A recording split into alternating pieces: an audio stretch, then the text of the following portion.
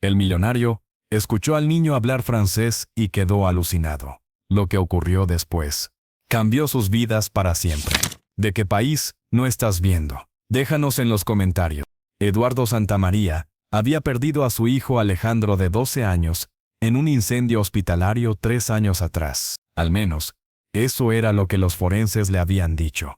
El ADN está demasiado dañado para confirmación absoluta, pero las probabilidades de supervivencia son nulas. Esa pérdida lo había convertido en un hombre obsesionado con el trabajo, acumulando riqueza sin sentido mientras su empresa textil crecía sin control, y él se distraía del dolor enterrándose en contratos y reuniones interminables. Lo que Eduardo nunca supo fue que la noche del incendio, alguien había estado muy interesado en los movimientos de su familia, y que su dolor posterior se convertiría en la herramienta perfecta para manipulaciones que él ni siquiera podía imaginar.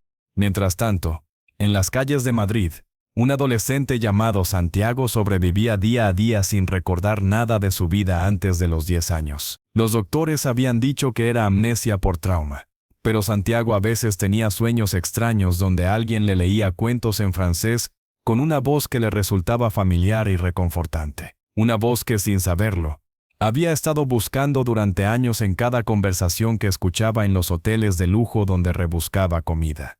La cicatriz en forma de media luna que Santiago llevaba en la sien izquierda había aparecido, según le dijeron, en el mismo accidente que le había robado la memoria. Pero Eduardo no lo sabía aún. No sabía que el niño sucio que rebuscaba comida en los contenedores del Hotel Villa Magna llevaba una marca idéntica a la que su hijo se había hecho al caerse de la bicicleta 2 semanas antes del incendio. No sabía que cada palabra en francés que estaba a punto de escuchar desde esa ventana del 10º piso sería la primera pieza de un rompecabezas que revelaría secretos que cambiarían todo lo que creía saber sobre la noche que destruyó su mundo. Eduardo Santamaría terminó su 4ª copa de whisky, mientras observaba desde la suite presidencial del Hotel Villa Magna el atardecer dorado que se extendía sobre Madrid como una promesa incumplida.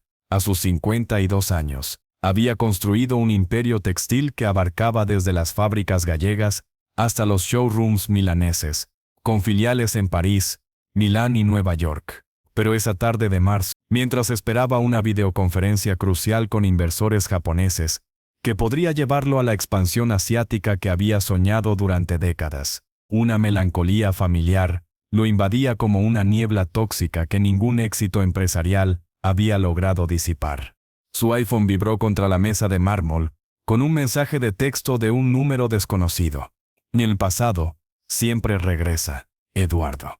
Especialmente cuando envolves niños que no deberían estar vivos. El mensaje desapareció de la pantalla en 3 segundos, como si nunca hubiera existido, dejando solo el reflejo de su rostro cansado en la pantalla negra. Eduardo parpadeó, preguntándose si el alcohol y la falta de sueño habían comenzado a jugarle trucos a su mente. Pero la sensación de amenaza que le erizó los pelos de la nuca era demasiado real para ser imaginaria. 3 años, 2 meses y 14 días habían pasado desde aquella noche que destrozó su mundo para siempre. Pero Eduardo contaba cada día como un prisionero cuenta los días de su condena. La llamada telefónica había llegado exactamente a las 11:15 de la noche del 15 de octubre. Había habido un incendio devastador en el Hospital Clínico San Carlos, donde su hijo Alejandro, de 12 años y 3 meses, se recuperaba de una apendicectomía, que había sido rutinaria hasta que se complicó con una infección postoperatoria, que requirió una segunda intervención. El director del hospital había explicado con voz quebrada que las llamas habían comenzado en el ala de mantenimiento, propagándose rápidamente a través de los conductos de ventilación, hasta alcanzar la planta de pediatría. El ADN está demasiado dañado para una identificación definitiva, le había explicado el forense jefe, un hombre calvo con ojos compasivos, que había visto demasiada muerte en su carrera. Pero el análisis dental preliminar coincide con los registros de su hijo, señor Santamaría. Las probabilidades de supervivencia para cualquier persona que se encontrara en esa ala durante el incendio son, lamentablemente, nulas. Eduardo había insistido en ver el cuerpo. Había exigido segundas y terceras opiniones. Había contratado investigadores privados que confirmaron la versión oficial una y otra vez. Alejandro había muerto en el incendio. Su único hijo, el niño que había heredado su inteligencia para los negocios, pero también la sensibilidad artística de su madre. El pequeño que soñaba con ser diplomático para ayudar a que las personas de diferentes países se entiendan mejor. Había desaparecido de su vida en una noche de llamas y humo que Eduardo reviviría en pesadillas hasta el día de su muerte. Siempre tus contactos, Eduardo, le había gritado Cristina durante una de sus últimas peleas coherentes, su voz ronca de tanto llorar. Siempre tus reuniones de negocios, antes que nuestra familia. Si no hubieras insistido en llevarlo a ese hospital privado, porque el director era socio tuyo del club de golf, si hubieras estado allí esa noche en lugar de en tu cena con los inversores alemanes, tal vez nuestro hijo seguiría vivo. Las acusaciones de Cristina lo destrozaron, porque sabía que eran ciertas. Había elegido el Hospital Clínico San Carlos no por ser el mejor para el caso de Alejandro, sino porque el director, Dr. Martínez Vega, era miembro del mismo club exclusivo, y le había asegurado atención VIP.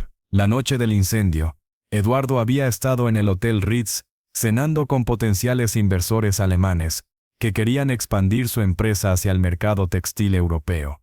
Una reunión que había considerado demasiado importante para posponer, incluso cuando Alejandro le había rogado que se quedara con él, porque tenía pesadillas sobre el hospital. Papá, ¿por qué siempre antepones el trabajo a nosotros? Le había preguntado a Alejandro la tarde antes del incendio, mientras practicaban vocabulario en francés en la habitación del hospital. Mamá dice que cuando tengas mucho dinero, vas a tener más tiempo para estar conmigo. Pero cada vez tienes más dinero, y cada vez tienes menos tiempo.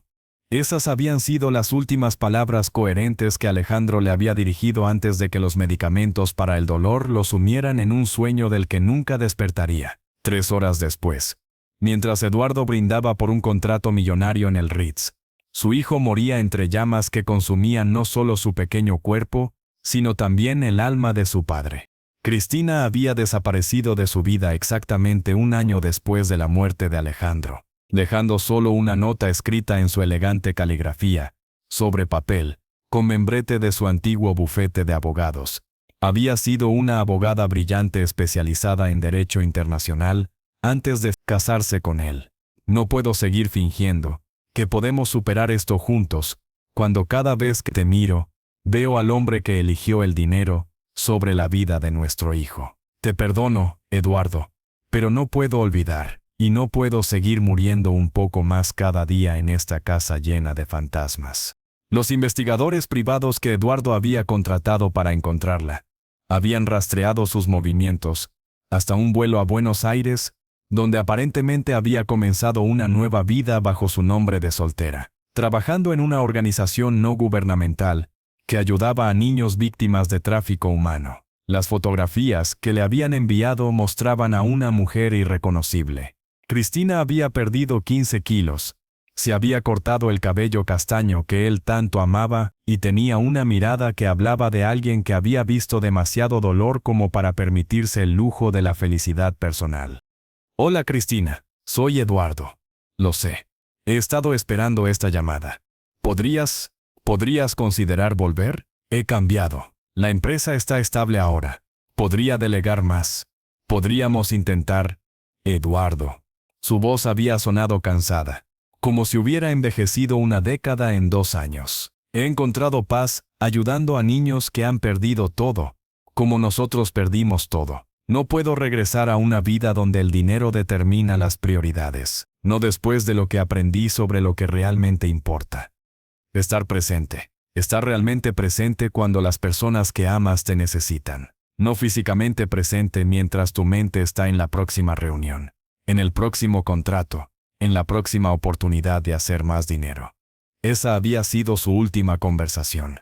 Los abogados habían manejado el divorcio por correspondencia, y Eduardo había firmado los papeles en su oficina de la Gran Vía, mientras cerraba simultáneamente un contrato con una cadena de tiendas francesa, que aumentaría sus ganancias anuales en un 30%. La ironía no se le había escapado.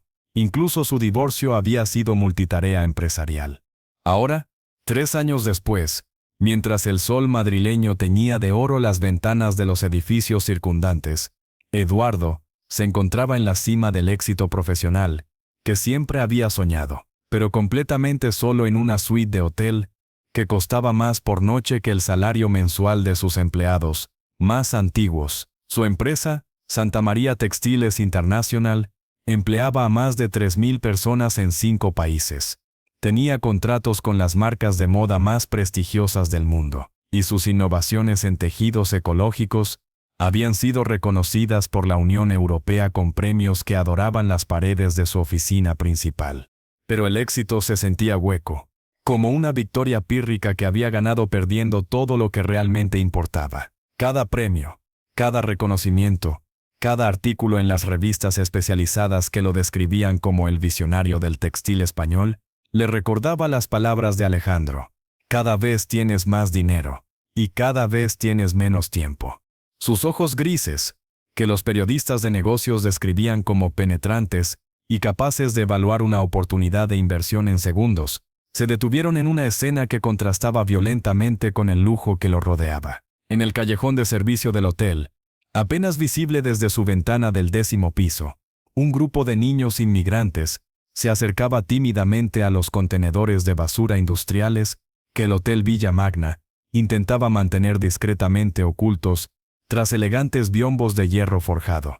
Era una imagen que había visto miles de veces en Madrid, Barcelona, París, Milán, en todas las ciudades europeas donde tenía negocios, pero que su mente empresarial había aprendido a filtrar como ruido de fondo urbano, como un problema social que otros debían resolver, mientras él se concentraba en generar empleos y riqueza, que, según la teoría económica que había estudiado en la universidad, eventualmente beneficiaría a toda la sociedad, a través del efecto goteo. Pero esa tarde, tal vez por la melancolía del aniversario que se acercaba, tal vez por el whisky que había estado bebiendo desde las 4, tal vez por la soledad que lo carcomía como un cáncer lento pero implacable. Entre esos niños, uno destacaba por su particular metodología, y por algo indefinible, que hizo que Eduardo se levantara instintivamente de su sillón de cuero italiano, y se acercara a la ventana panorámica que ofrecía una vista privilegiada de la ciudad que había conquistado empresarialmente, pero que nunca había logrado llamar hogar, después de la muerte de Alejandro. El joven, que parecía tener alrededor de 15 años, organizaba sistemáticamente su búsqueda entre los desechos, con una eficiencia que hablaba de experiencia. A diferencia de los otros niños, a pesar de la suciedad evidente y la ropa remendada que llevaba, una camiseta azul desteñida con agujeros cuidadosamente zurcidos, pantalones vaqueros que habían sido cortados y ajustados para compensar su crecimiento, y zapatillas deportivas que habían conocido mejores días, pero que estaban sorprendentemente limpias. Había algo en sus movimientos que contrastaba con la desesperación de su situación. Sus gestos mantenían una elegancia natural, una dignidad innata que la adversidad no había logrado quebrar. La manera en que inclinaba la cabeza cuando se concentraba en examinar algo, el gesto inconsciente de pasarse la mano por el cabello castaño oscuro cuando estaba pensando, la forma en que mantenía la espalda recta incluso mientras se agachaba a revisar los contenedores. Todo ello despertaba en Eduardo un eco de nostalgia que no lograba ubicar, como una melodía familiar que se escucha en la distancia, pero que no se puede identificar completamente. Santiago había desarrollado esa rutina precisa durante sus 6 meses, viviendo en las calles madrileñas, después de escapar de una situación que prefería mantener enterrada en las profundidades de su memoria fragmentada. No tenía recuerdos claros de su vida antes de los 10 años, solo fragmentos confusos y desconectados que emergían ocasionalmente en sueños. Imágenes de un hospital con luces muy brillantes, voces que hablaban en idiomas diferentes con tonos de urgencia médica, y la sensación persistente y angustiante de haber perdido algo profundamente importante, que no podía identificar ni recuperar. Los múltiples psicólogos y trabajadores sociales que lo habían evaluado a lo largo de los años, le habían dicho que sufría amnesia disociativa severa, una respuesta natural de su mente infantil para protegerse del trauma de haber perdido a su familia en circunstancias traumáticas, que su cerebro había decidido borrar para preservar su cordura. Es un mecanismo de defensa, le había explicado la doctora, Carmen Ruiz, la psicóloga del último centro de acogida donde había estado antes de escapar. Tu mente bloqueó los recuerdos dolorosos para protegerte, pero también bloqueó los recuerdos felices asociados. Es como si tu cerebro hubiera decidido que era más seguro empezar de cero que arriesgarse a recordar el dolor. Pero Santiago sospechaba que había más en su historia de lo que los profesionales le habían contado. Había inconsistencias en las versiones que diferentes trabajadores sociales le habían dado sobre su pasado, contradicciones en los expedientes que había logrado leer a escondidas, y una intuición creciente de que alguien había decidido deliberadamente mantenerlo en la ignorancia sobre su verdadero origen. Su don extraordinario para los idiomas había surgido gradualmente durante su infancia en varios centros de acogida y hogares temporales, como si su cerebro estuviera tratando de llenar los vacíos de identidad con nuevas formas de comunicación y conexión humana. Tenía una facilidad casi sobrenatural para absorber nuevos idiomas, y a menudo se encontraba entendiendo conversaciones en idiomas que no recordaba haber aprendido conscientemente, como si la información lingüística estuviera almacenada en algún rincón inaccesible de su memoria. El francés había llegado primero, emergiendo de algún lugar profundo de su subconsciente, durante una sesión de terapia, donde la psicóloga utilizaba técnicas de relajación. De repente, sin explicación, Santiago había comenzado a recitar versos de Le Petit Prince en francés perfecto, con una pronunciación que asombró a todos los profesionales presentes. Cuando le preguntaron dónde había aprendido esas palabras, Santiago había respondido con lágrimas en los ojos: no lo sé. Es como si alguien me las hubiera susurrado al oído cuando era muy pequeño, pero no puedo recordar quién. El inglés había llegado de manera más convencional, aprendido de turistas americanos e ingleses que frecuentaban las zonas turísticas de Madrid, donde Santiago había comenzado a trabajar ocasionalmente como guía informal, para ganarse algunas monedas. Había descubierto que su facilidad natural para los idiomas le permitía ofrecer tours improvisados del Retiro y el centro histórico a cambio de propinas que significaban la diferencia entre comer y pasar hambre. El italiano lo había dominado durante una estancia de 3 meses en un centro de acogida dirigido por hermanas de la caridad italianas. Impresionadas por su inteligencia y su hambre de conocimiento, le habían permitido acceso a su biblioteca privada llena de libros en italiano. Santiago había devorado novelas de Calvino, poesía de Ungaretti, e incluso textos técnicos sobre arte renacentista, absorbiendo no solo el idioma, sino también la cultura y la historia que venían con él. El portugués había llegado a través de Joaquim, un trabajador de la construcción brasileño que almorzaba todos los días en el Parque del Retiro, y que había tomado a Santiago bajo su protección durante un verano particularmente difícil. Joaquim le había enseñado no solo el idioma, sino también canciones de su tierra natal, historias de la selva amazónica, y una perspectiva de la vida que valoraba la conexión humana por encima de las posesiones materiales. Menino, le había dicho Joaquim, en una de sus últimas conversaciones, antes de regresar a Brasil, para cuidar a su madre enferma: você tem un don especial. No es o como as línguas, é como as pessoas. Você entende o coração humano de una forma que poucos conseguem. Tienes un don especial. No es solo con los idiomas, es con las personas. Entiendes el corazón humano de una manera que pocos logran. El chino mandarín había sido su conquista más reciente y desafiante. Adquirido durante los últimos 8 meses, gracias a los comerciantes del barrio de Usera, donde había comenzado a trabajar ocasionalmente, ayudando a descargar mercancía de los camiones que llegaban cargados con productos desde China. Los comerciantes chinos, inicialmente recelosos de confiar en un adolescente sin hogar, habían comenzado gradualmente a apreciar su honestidad poco común, su capacidad para aprender rápidamente, y su habilidad natural para comunicarse con los clientes españoles que no hablaban chino.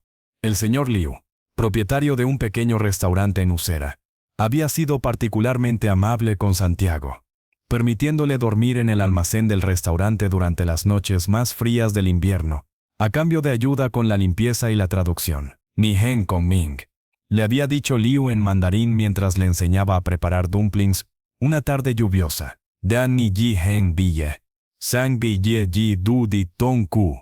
Eres muy inteligente, pero también muy triste. Hay demasiado dolor en tus ojos.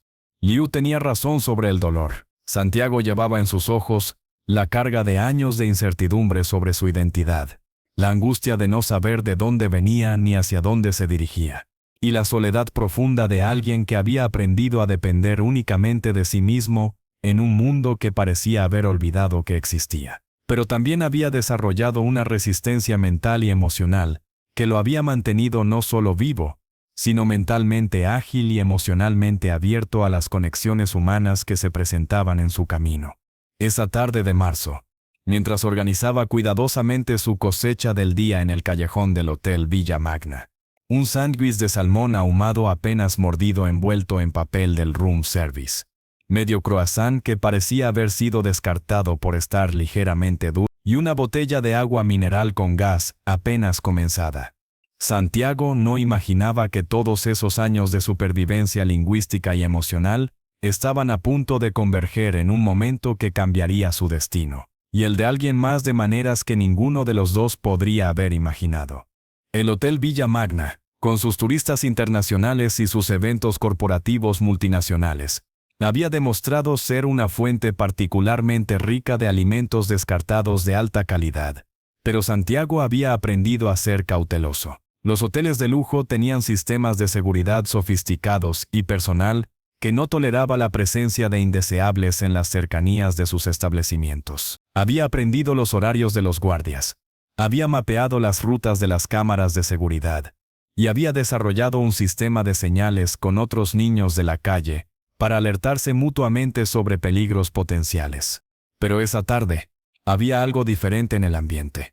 Había notado un coche negro con ventanas tintadas, que había pasado 3 veces por la misma calle en la última hora, y había visto a un hombre con traje gris, que aparentaba leer un periódico pero que había estado observando el callejón de servicio del hotel con demasiado interés. Santiago había desarrollado un instinto de supervivencia finamente sintonizado que le había salvado la vida en múltiples ocasiones, y ese instinto le estaba enviando señales de alarma que no podía ignorar.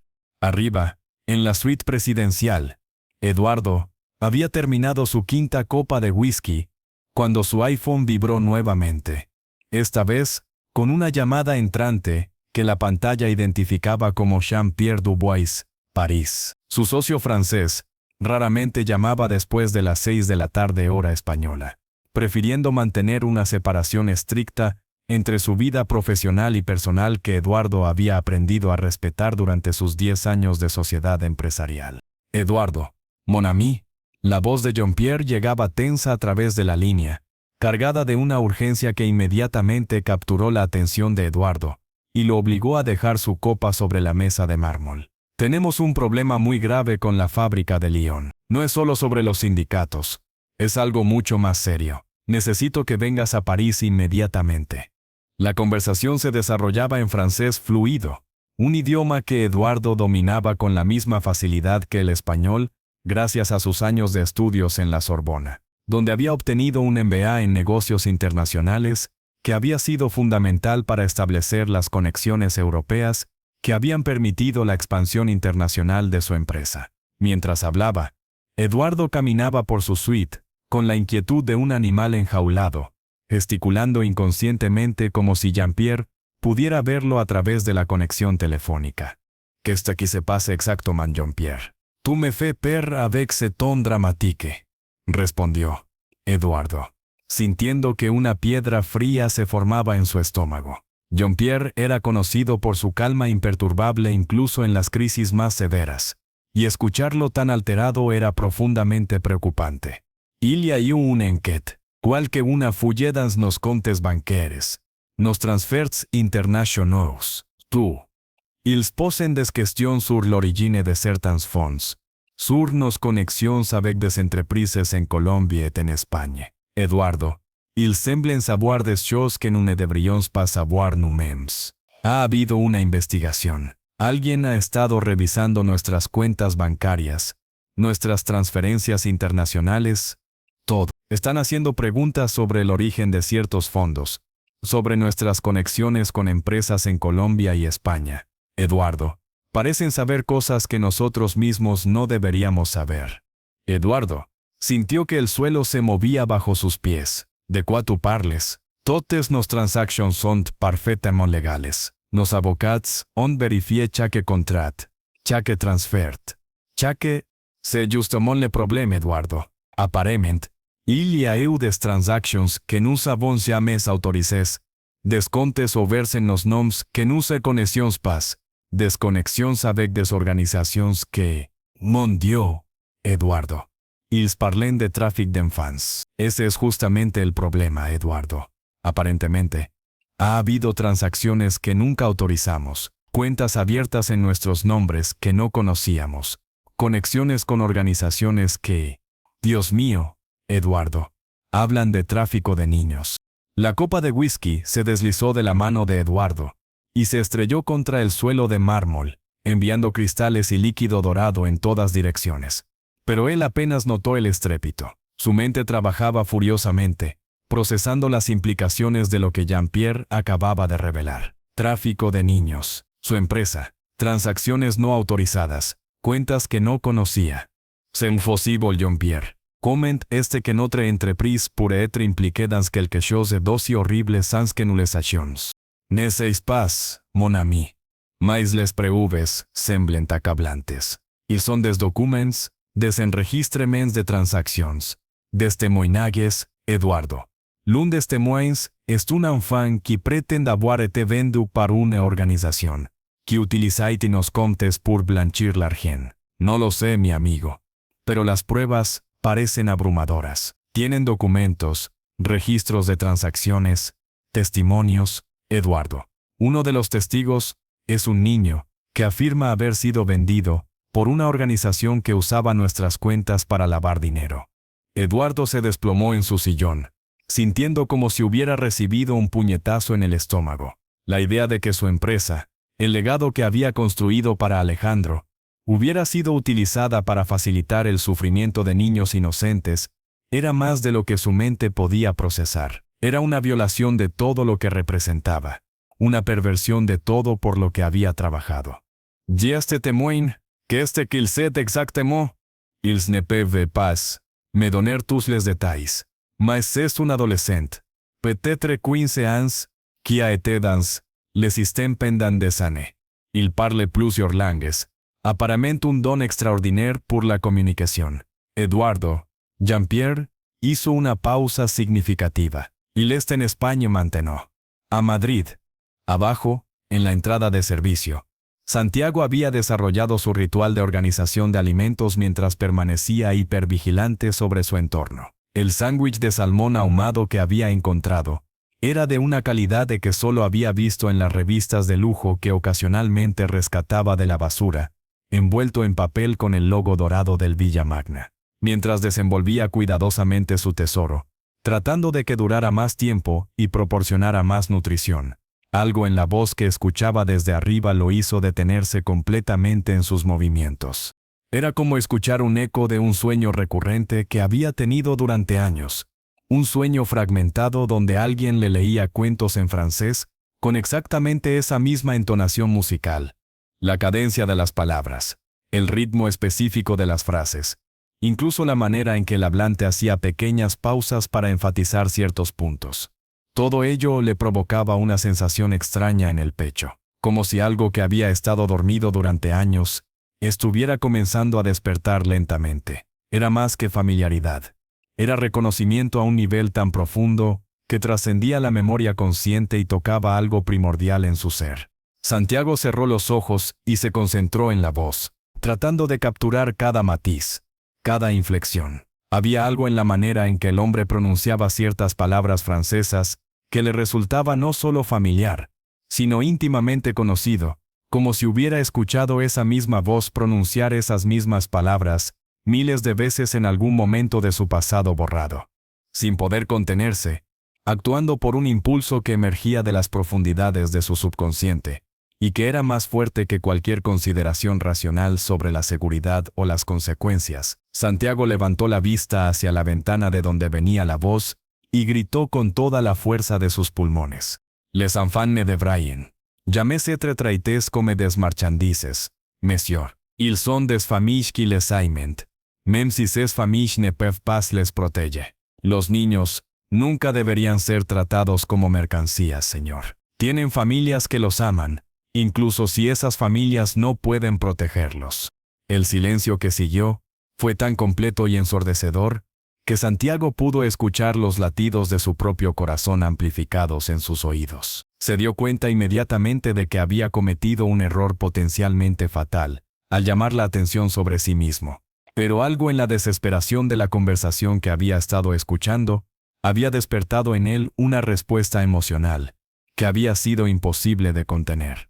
Eduardo, con el teléfono aún pegado a la oreja, y la voz de Jean-Pierre, hablando urgentemente sobre investigaciones y testimonios, se acercó a la ventana panorámica y miró hacia abajo. Lo que vio lo dejó completamente paralizado.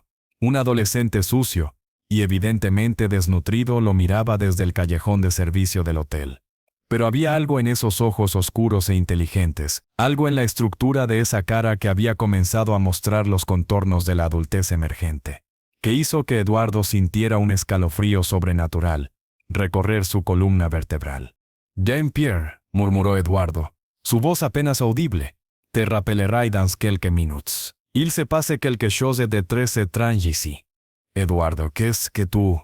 Pero Eduardo ya había cortado la llamada, incapaz de apartar la mirada del joven que lo observaba desde abajo, con una intensidad que parecía trascender la distancia física que los separaba. Había algo en la postura del chico, en la manera en que mantenía la cabeza ligeramente ladeada cuando estaba concentrado, que despertaba en Eduardo recuerdos tan profundos y dolorosos que tuvo que agarrarse del marco de la ventana para no perder el equilibrio. «Toy, la vas», le gritó al joven, su voz quebrada por una emoción que no podía identificar. «Monte ici, s'il te plaît, a ne te faire pas de mal». Santiago sintió que el corazón se le aceleraba hasta un ritmo que le hacía difícil respirar. Había cometido un error al llamar la atención, pero algo en el tono de voz del hombre no sonaba amenazante. Había una nota de vulnerabilidad, reconocimiento, no estaba seguro. Pero después de años desarrollando su instinto de supervivencia, decidió confiar en la intuición que le decía que este encuentro era diferente a cualquier otro que hubiera experimentado. «J'arrive, monsieur», respondió Santiago, su voz temblando ligeramente, sorprendido por la facilidad con que las palabras francesas fluyeron de sus labios, y por la extraña sensación de que esta conversación era tanto un final como un comienzo. 25 minutos después, Santiago se encontraba frente a la puerta de la suite presidencial, escoltado por un guardia de seguridad del hotel, que lo miraba con una curiosidad mal disimulada. Durante el ascenso en el elegante elevador con espejos dorados y música clásica de fondo, Santiago había tenido tiempo de procesar la magnitud de lo que estaba sucediendo. Iba a entrar en el mundo de alguien que claramente pertenecía a las élites más altas de la sociedad española. Alguien cuya suite costaba probablemente más por noche que lo que Santiago había gastado en comida durante todo el año anterior. Sus pies descalzos se hundían en la alfombra persa más suave que había pisado en su vida cuando finalmente llegó frente a la puerta de caoba tallada, que parecía más apropiada para un palacio que para un hotel. El guardia tocó discretamente y se retiró después de murmurar algo inaudible a través del intercomunicador. Eduardo abrió la puerta y se encontró cara a cara con el joven que había escuchado desde abajo. De cerca, la sensación de familiaridad se intensificó de manera tan perturbadora que tuvo que apoyarse discretamente contra el marco de la puerta para mantener la compostura. El chico no tendría más de 15 años, con ojos oscuros e inteligentes que lo miraban con una mezcla de desconfianza cautelosa y curiosidad genuina. Pero era mucho más que eso lo que había capturado la atención de Eduardo. Había algo en la forma de las cejas del joven, ligeramente arqueadas y expresivas, que le resultaba dolorosamente familiar. El modo en que ladeaba la cabeza cuando estaba evaluando una situación, exactamente como Alejandro solía hacer cuando se concentraba en un problema de matemáticas complejo. La manera en que sus manos se movían cuando hablaba, gesticulando de forma sutil pero expresiva. Incluso la postura, esa combinación particular de timidez y dignidad que había sido tan característica de su hijo. «¿Comment tu t'appelles?», preguntó Eduardo en francés, su voz ligeramente temblorosa por razones que no quería examinar demasiado de cerca. «Je m'appelle Santiago, monsieur», respondió el joven, con una pronunciación que no solo era perfecta, sino que tenía un acento que Eduardo no lograba ubicar completamente. Era francés de Francia, no canadiense ni africano, pero con sutilezas que hablaban de alguien que había aprendido el idioma en un contexto muy específico y personal. Eduardo se quedó paralizado por un momento, que se extendió incómodamente. No era solo el acento lo que lo había impactado, sino algo mucho más sutil y perturbador. La manera exacta en que Santiago había pronunciado la palabra Monsieur era idéntica a como su hijo Alejandro solía pronunciarla cuando practicaban francés juntos los domingos por la mañana, en el estudio de su casa en La Moraleja. Alejandro había desarrollado una pronunciación muy particular de esa palabra, enfatizando ligeramente la segunda sílaba de una manera que sus profesores de francés habían encontrado encantadora, pero ligeramente no convencional. Eduardo le había dicho a su hijo que era perfectamente correcto, pero Alejandro había insistido en mantener su versión personal, porque suena más elegante cuando lo digo así, papá. ¿De dónde eres, Santiago?, preguntó, cambiando al español, su mente trabajando furiosamente para procesar las imposibles coincidencias que se acumulaban como evidencia de algo que su lado racional se negaba a considerar. Santiago dudó un momento, evaluando cuánta verdad podía compartir sin ponerse en peligro. No estoy completamente seguro, señor. Tengo lagunas importantes en mi memoria. Creo que originalmente de Colombia, pero llegué a España hace algunos años en circunstancias que prefiero no recordar con demasiado detalle. Eduardo sintió que las piernas le temblaban. La edad coincidía perfectamente. Si Alejandro hubiera sobrevivido al incendio, ahora tendría exactamente 15 años. La apariencia física, aunque modificada por años de vida difícil y malnutrición, tenía similitudes que iban más allá de la coincidencia. El don para los idiomas era exactamente el tipo de talento que Alejandro había comenzado a mostrar antes de su supuesta muerte. ¿Qué otros idiomas hablas?, preguntó, tratando de mantener la voz estable mientras su corazón latía tan fuerte que estaba seguro de que Santiago podía escucharlo. Francés, español, inglés, portugués, italiano y chino mandarín, señor, respondió Santiago, con una modestia que no lograba ocultar completamente el orgullo que sentía por sus habilidades lingüísticas. Eduardo tuvo que sentarse abruptamente en el sillón más cercano. Alejandro había estado aprendiendo exactamente esos mismos idiomas antes de su muerte. Habían establecido un plan de estudios de 5 años, donde Alejandro dominaría esos 6 idiomas para cuando cumpliera 17 años, como preparación para una carrera en diplomacia internacional, que había sido el sueño de su hijo desde los 8 años. Dime algo en cada uno de esos idiomas, le pidió Eduardo. Su voz apenas un susurro. Santiago se irguió ligeramente, sintiendo que finalmente podía demostrar algo de valor en una situación que lo intimidaba profundamente. Comenzó en francés. Je crois que nous nous sommes rencontrés dans un rêve, monsieur. Votre voix me rappelle quelqu'un que j'ai perdu il y a longtemps. Creo que nos hemos conocido en un sueño, señor. Su voz me recuerda a alguien que perdí hace mucho tiempo. Continuó en inglés. Sometimes I dream about someone reading me stories. And when I wake up, I feel like I've lost something important all over again. Siguió en portugués. As palabras ven fácilmente como si alguien as tivesse plantado na minha alma cuando eu era muito pequeno. Las palabras vienen fácilmente, como si alguien las hubiera plantado en mi alma cuando era muy pequeño. En italiano. Che qualcosa nei suoi occhi, signore. Che mi fa sentire come se fossi finalmente arrivato a casa. Hay algo en sus ojos, señor, que me hace sentir como si finalmente hubiera llegado a casa. Eduardo se encontró llorando sin darse cuenta. Lágrimas que había estado conteniendo durante 3 años, finalmente encontrando escape. No solo era la fluidez del joven en cada idioma, sino el contenido emocional de lo que había dicho, la manera en que cada frase parecía ser una pieza de un rompecabezas que encajaba perfectamente con el vacío que Alejandro había dejado en su vida. Santiago, le dijo finalmente, acercándose al joven con movimientos lentos y deliberados. ¿Tienes algún recuerdo específico de tu vida antes de los 10 años? ¿Alguna imagen clara? ¿Algún fragmento que puedas describir? Santiago frunció el ceño, concentrándose intensamente. A veces sueño con alguien que me lee cuentos en francés. Una voz de hombre muy parecida a la suya, señor. Y hay una habitación con muchos libros, y la sensación de estar completamente seguro y amado. Pero también hay imágenes confusas de un hospital, luces muy brillantes, y luego, nada. Como si mi vida hubiera comenzado de 0 a los 10 años. Eduardo sintió que el mundo se tambaleaba a su alrededor. Con manos temblorosas, se dirigió a su escritorio y sacó una fotografía enmarcada que siempre llevaba consigo en sus viajes de negocios.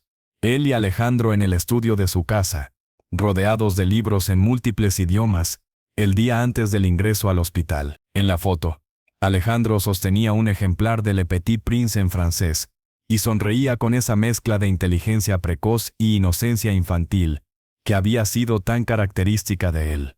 ¿Te resulta familiar esta foto, Santiago?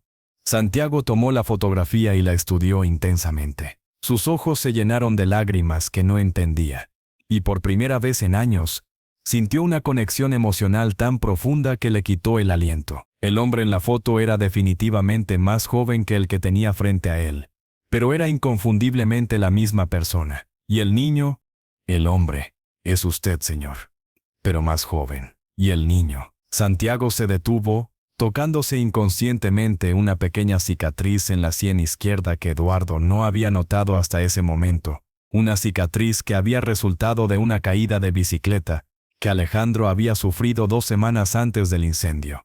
Eduardo se acercó lentamente, y con dedos temblorosos tocó la cicatriz en la sien de Santiago. Era exactamente del mismo tamaño, en exactamente la misma ubicación, con exactamente la misma forma irregular, que recordaba haber besado suavemente mientras consolaba a Alejandro después del accidente con la bicicleta. «Dios mío», susurró Eduardo. «Alejandro, eres realmente tú». Santiago retrocedió instintivamente, confundido y asustado por la intensidad de la emoción en la voz del hombre. Pero algo profundo en su interior, algo que había estado dormido durante años, comenzó a despertar con una intensidad que lo aterrorizaba y lo tranquilizaba simultáneamente. «No sé quién es Alejandro, señor», respondió Santiago, con lágrimas corriendo por sus mejillas. «Pero cuando escuché su voz desde la ventana, sentí como si finalmente hubiera encontrado algo que he estado buscando toda mi vida sin saber qué era». Eduardo lo miró a los ojos entonces, y por primera vez vio no a un extraño, sino los ojos de Cristina reflejados en el rostro que se había convertido en una versión adolescente de Alejandro, marcada por años de supervivencia y sufrimiento que ningún niño debería haber experimentado. «Santiago», le dijo con voz quebrada, «creo que hay muchas cosas que necesitamos descubrir juntos. Pero primero, ¿me permitirías cuidarte, darle un hogar y seguridad, mientras averiguamos quién eres realmente?» Santiago estudió el rostro de Eduardo durante largos minutos, utilizando todas las habilidades de observación que había desarrollado para sobrevivir. «¿Y si no soy quien usted espera que sea?», preguntó Santiago, su voz pequeña y vulnerable. «¿Y si soy solo un niño de la calle que se parece a alguien que usted perdió?». Eduardo sonrió por primera vez en 3 años, una sonrisa genuina que transformó completamente su rostro. «Entonces serás Santiago, y eso será más que suficiente. Pero algo me dice que eres mucho más que eso». Por primera vez en años, Santiago se permitió sentir esperanza. No solo esperanza de tener comida y refugio, sino esperanza de pertenecer a algún lugar, de ser parte de algo más grande que su propia supervivencia. «¿Cuándo empezaríamos, señor Eduardo?». Santiago se irguió con una determinación que impresionó a Eduardo. «He sobrevivido a cosas terribles, señor Eduardo. Por primera vez en mi vida, tendría algo por lo que vale la pena luchar». Eduardo lo abrazó entonces, y ambos sintieron que las piezas de un rompecabezas cósmico comenzaban a encajar de maneras que desafiaban toda lógica, pero que se sentían absolutamente correctas a nivel emocional y espiritual. Padre e hijo, separados por años de dolor y circunstancias imposibles, finalmente se habían encontrado nuevamente. Pero fuera de la suite, en los pasillos del hotel, una figura vestida de negro había estado observando y fotografiando cada momento del reencuentro a través de equipos de vigilancia sofisticados. El hombre marcó un número en su teléfono encriptado y habló en voz baja. «El paquete ha sido localizado. Confirmo identidad. Informen al jefe que el niño está con el objetivo primario. Necesitamos proceder con el plan de extracción inmediatamente». En otra parte de Madrid, En una oficina sin ventanas, ubicada en el sótano de un edificio corporativo aparentemente respetable, un hombre de mediana edad con acento colombiano revisaba expedientes que contenían fotografías de Santiago tomadas a lo largo de los años, mapas de Madrid con ubicaciones marcadas, y documentos que detallaban operaciones financieras complejas que conectaban empresas españolas con redes de tráfico internacional. 3 años, murmuró para sí mismo mientras estudiaba una fotografía reciente de Eduardo Santamaría saliendo de una reunión de negocios. 3 años hemos estado buscando al niño, y ahora, se entrega voluntariamente al hombre cuya empresa hemos estado usando para lavar nuestro dinero. Es poesía, realmente. Marcó un número en su teléfono, y esperó 2 tonos, antes de que una voz femenina respondiera en español con acento venezolano. ¿Señor Vargas? Y si intentan salir de Madrid. ¿Cuál es el cronograma, señor? 72 horas. En 72 horas, tanto el niño como Santamaría van a desear nunca haberse encontrado. Vargas cortó la llamada y se dirigió a una pared cubierta de monitores que mostraban feeds en tiempo real de cámaras ubicadas estratégicamente alrededor del Hotel Villa Magna. En una de las pantallas, podía ver claramente la ventana de la suite presidencial donde Eduardo y Santiago seguían conversando, ajenos al hecho de que cada palabra, cada gesto, cada momento de su reencuentro estaba siendo documentado por personas que tenían planes muy específicos para sus futuros. En la suite, Eduardo había comenzado a hacer llamadas telefónicas para organizar la nueva vida de Santiago. Primero llamó a su asistente personal en Barcelona para cancelar todas sus reuniones de los próximos días. Luego contactó a un médico privado para que examinara a Santiago y se asegurara de que estuviera en buenas condiciones de salud. Y finalmente llamó a sus abogados para comenzar los trámites de adopción oficial. ¿Señor Santamaría? La voz de Santiago interrumpió sus llamadas. ¿Puedo preguntarle algo personal? Por supuesto, Santiago. Puedes preguntarme cualquier cosa. ¿Cómo murió su hijo? ¿El niño de la fotografía? Eduardo se detuvo en medio de marcar otro número. Era una pregunta que había temido pero que sabía que tendría que responder eventualmente. Decidió que Santiago merecía la verdad completa. Hubo un incendio en el hospital donde estaba recuperándose de una operación de apendicitis. Yo no estaba allí porque tenía una cena de negocios que consideré demasiado importante para cancelar. Los bomberos encontraron su cuerpo, al menos, encontraron el cuerpo de un niño de su edad, en su habitación. Santiago procesó esta información cuidadosamente. ¿Está seguro de que era él? Los forenses dijeron que sí, aunque el ADN estaba demasiado dañado para confirmación absoluta.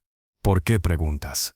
Santiago se acercó a la ventana y observó la ciudad que se extendía bajo ellos. Porque tengo flashbacks confusos de un hospital, de estar muy asustado, de ser llevado a lugares diferentes sin entender por qué. Y también tengo recuerdos fragmentados, de escuchar a adultos hablar sobre un incendio, sobre niños que habían desaparecido durante la evacuación. Eduardo sintió que se le helaba la sangre. ¿Qué más recuerda sobre el hospital?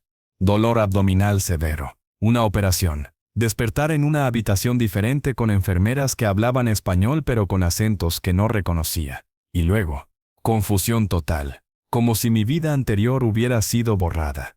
Eduardo se acercó lentamente a Santiago, procesando las implicaciones de lo que acababa de escuchar. Santiago, ¿es posible que fueras trasladado a otra habitación la noche del incendio? ¿Que el niño que murió en tu lugar fuera otro paciente? Santiago se volvió hacia él, con ojos que reflejaban años de preguntas sin respuesta. Es posible, señor Eduardo. Pero si eso es cierto, significa que alguien deliberadamente me mantuvo separado de mi familia. Significa que alguien quería que usted creyera que yo había muerto.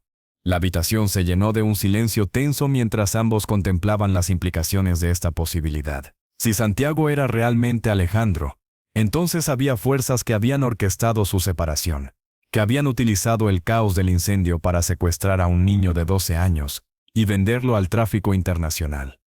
Eduardo, ¿dónde estás? He estado tratando de contactarte. Tenemos información nueva sobre la investigación. Es sobre el niño testigo que mencioné. Estoy escuchando, Jean-Pierre. Su nombre es Santiago. Aparentemente tiene 15 años ahora y ha estado viviendo en las calles de Madrid. Eduardo. Las autoridades han perdido contacto con él. Desapareció del sistema hace 6 meses y nadie sabe dónde está. Eduardo miró directamente a Santiago mientras respondía. ¿Y por qué es tan importante este niño en particular?